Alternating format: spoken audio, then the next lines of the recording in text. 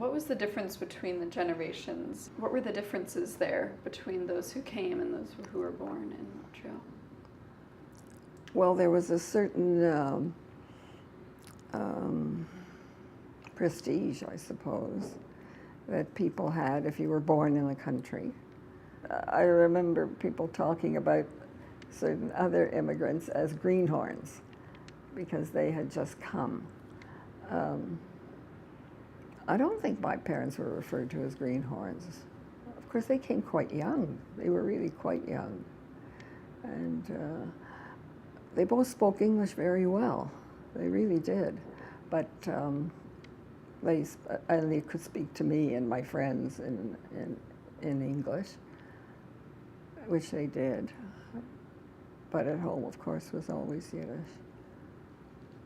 I had some close friends that, this is when I was growing up, who were very fond of my mother and she of them. And I remember one occasion we were over and she started to speak to me in Yiddish. And I got angry with her because they couldn't understand Yiddish.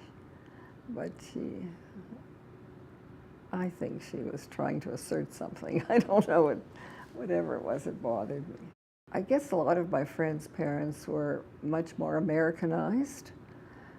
I don't even know what I mean by that, but maybe the culture, maybe the interests.